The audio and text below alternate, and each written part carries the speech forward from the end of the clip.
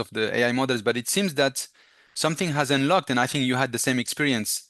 This last week, we were able to get some leads using ChatGPT, and we asked them about a certain website and give us all the people who are involved in this business, and we get first name, last name, email, phone number, and so on.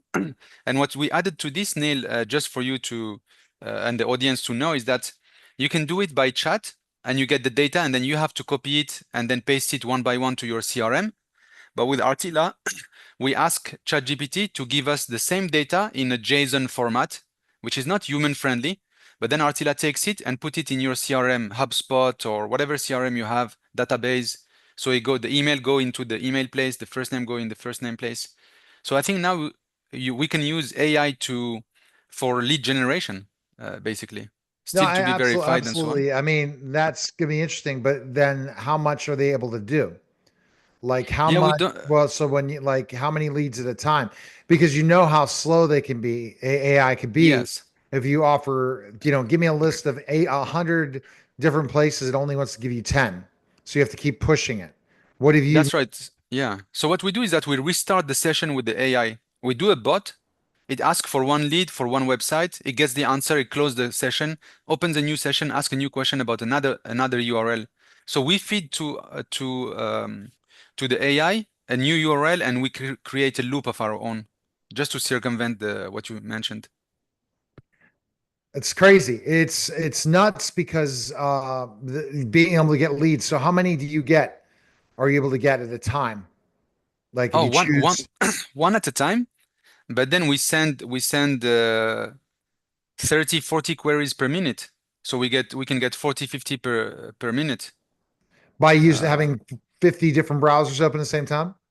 yeah, no, we use the bot. We use the API side. So with the API side, you don't even need to wait for the interface to load. ChatGPT will give you the data, but through the user interface, we can do like 4 to 5 per minute. We can get 5 leads per minute, which is not too bad. It was slower before. And then you could sell these leads potentially for B to C too, because if they're Yeah, the right B2C, B2B. people, and it all depends.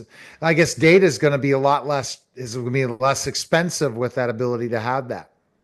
Yeah, I think it's going to bring another thing if you want to add value. And remember, every time our role is to create value on top of whatever AI now is doing.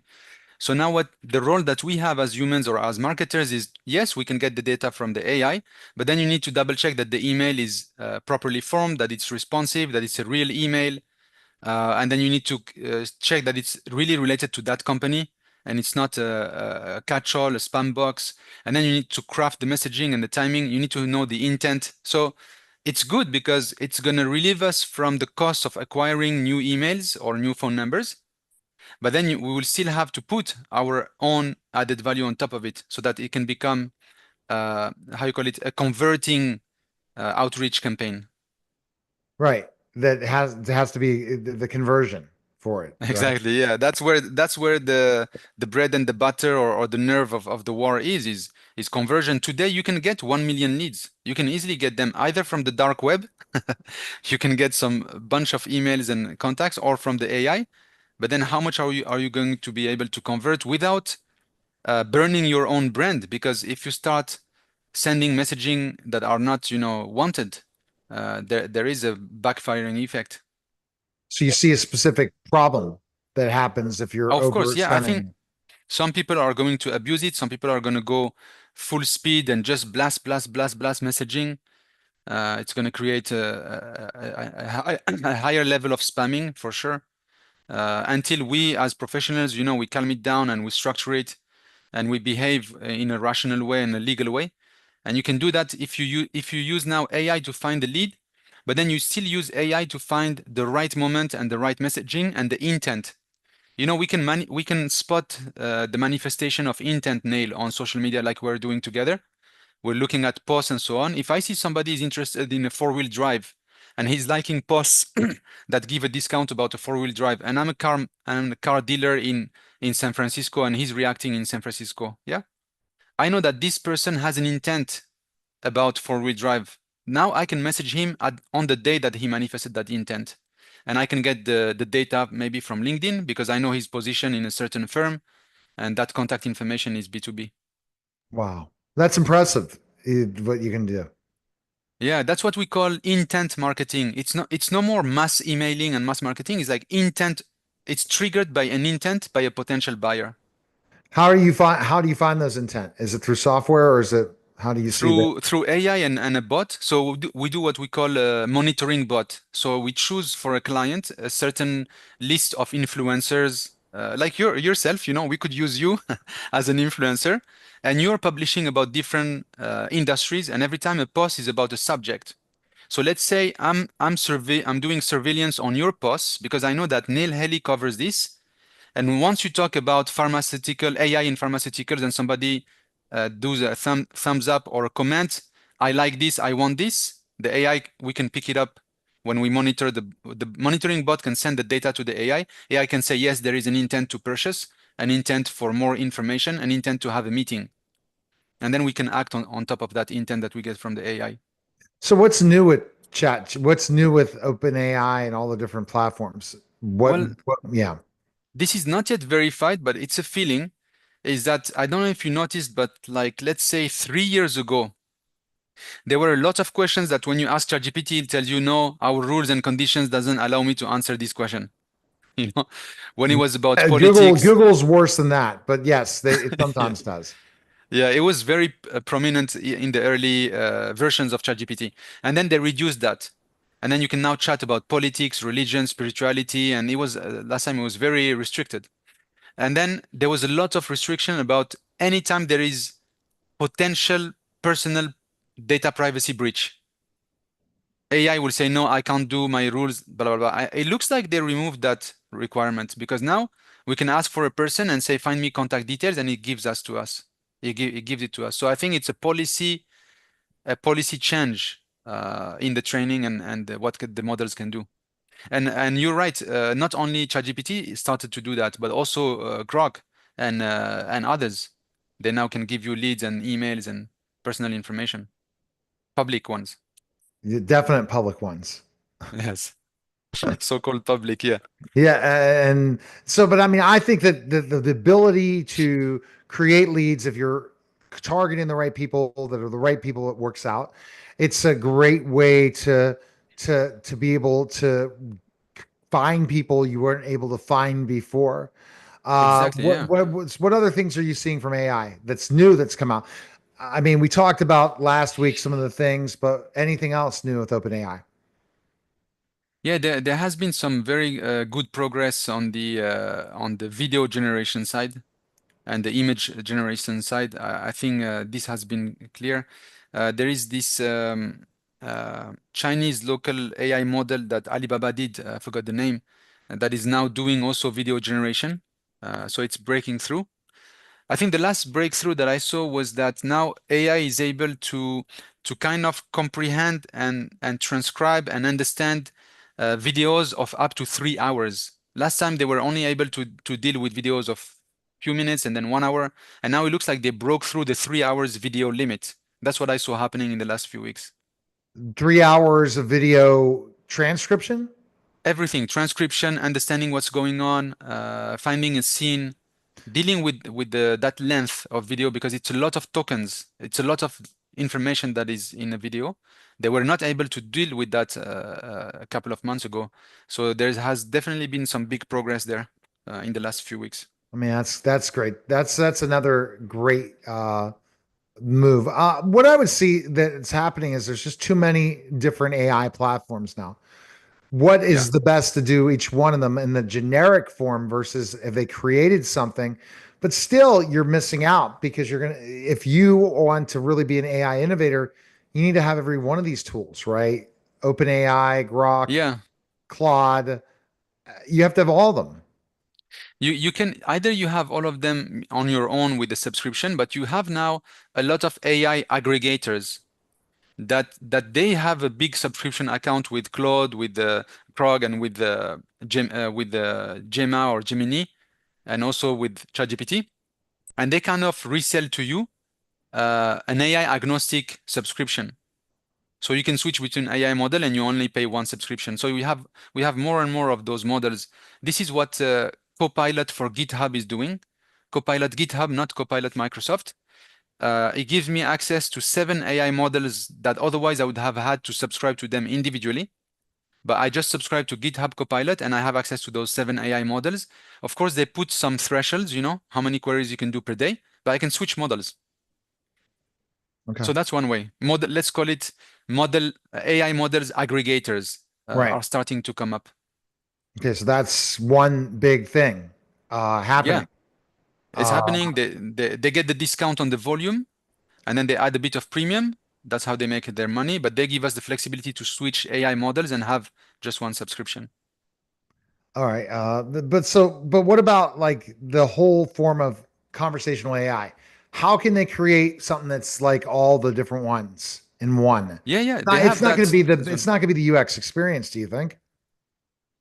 No, I think they have to kind of build an abstraction layer in terms of user interface, and then beneath it is every So it's better to conversational. buy all of them if you want to be the best. Yeah, if you want to have like the deepest services of each one of them, yes. Like for example, ChatGPT. If you also want to access the images and the deep search and the documents upload, yeah, you need to have Having your. employees, and I found out you can't have two chat GBTs talking to each other, but you can have a grok and a chat GBT interface with each other. Yeah, you would have to build that interface or have No, a you can have them middleware. talk to each You other. can. Oh, you can have them talk to each other. Yep. So Grog will send a query to ChatGPT. No, a voice, conversational Ah, okay, AI. okay. Conversational AI is the biggest thing to happen to AI ever. And Yes, yes, people are yes. No, just I see what not you mean. seeing it yet. The Yeah, ability for them to communicate, the ability to not have to type something in yeah, and also hear the answer and have a conversation like another human being is making it probably the biggest breakthrough yet for singularity, as my no, you're co-host right. and client Gary Lionotto talks about singularity, mankind search for relevance. If you're looking at a robot, you're looking to have a human connection with a virtual intelligence, an artificial intelligence, a digital intelligence. The ability Yes. to do it, it's going to be the next big thing. And Yeah, a and lot of people aren't doing interacting enough with this because you really will spot where everything is going. What's the best user interface? What's the best everything? So for images, for video, now it's Google. For images, it's ChatGPT. For mhm, research, where Grok will do everything, real time research, it's Grok. yeah. That is where we're going. Yeah, they all get better at certain things, but you highlighted something very interesting, Neil. You said conversational AI using the voice as the interface between 2 AI models. They can talk to each other through voice, right? Right. So also there have been a lot of how you call it in English, animalogists, people who study animals. They're working on an AI model that can understand and speak to whales or Why don't they do dolphins. dogs? That's more money. Yeah, and dogs and cats. So they're gonna come up. It's only a matter of how much data they can feed and get enough responses. But they started to work on AI that can kind of act as a translator between us and the animal world. Wow. It's coming up, and this is thanks to the voice, what you said, conversational voice AI. And for the AI, it doesn't matter if it's a cat or a human, because as long as it understands the semantic behind every sound, then it will match it just like it match our human language. It just sounds, and then it make words out of it. So we're getting there. I think they are starting with whales because whales have an elaborate and they have a large vocabulary. I think that was the aim. That was easier to train a model upon to recognize similarities with human semantics. And that semantic is huge. Yeah, exactly. Yeah, they have a huge vocabulary of group. They have group socials and they communicate over large distances. So they also create a lot of sounds over distances. It's very interesting. I think they will have these oceanographs are going to come up with some very interesting discoveries very soon. So why not dogs and cats? You think we can do it? I think it's the next step. I think it's the next step. I would say because dogs and cats, you also need to add the visual observation layer, wagging the tail, putting the head like this. There is like it's multidimensional, I think, to really comprehend the dog language. But whales, you don't have to see them visually to observe their communications. You get their full communications out of the sound they make. That's what I understand. It's just easier at the beginning. But Absolutely. eventually we can talk to squirrels and my guinea pigs, you know, and hamsters. Hamsters too. Oh my goodness. Yes, yes, That's that funny. would be fun. Yeah, 100%. Yeah, and so that's where we're going. What other news do you have? What other things you think in AI? I mean, I just think everybody's doing it. What are you seeing with are people learning enough yet or not? Yes, I see one thing that kind of surprised me right now. I was looking again at the prices of the AI of ChatGPT from OpenAI, and as much as they're giving us new, very powerful models, I noticed that they're also creating a lot of, mini versions of every model that is like 10 times, 15 times cheaper. I don't know if you noticed, but in this last few months, I saw the prices like being slashed like crazy, especially for these smaller AI models like 4.0 mini, 3.0 mini is almost like virtually free. Yeah, but they have a limit. But you're right. Not on the API side because you just pay per query, but it's like I forgot. It's like few cents per million token. It's like 15 cents dollars for a million token. A million token is like 800,000 words of chat, which is huge. It's very cheap. So because we use a lot of the API and we consume a lot of API side, that's why I notice it. All But the right. pricing are really going down. All right. Best place to go, Dr. Mohammed. rtila.com, rtila.com. All right. That was a special Stamels Cast, the Neil Haley Show in the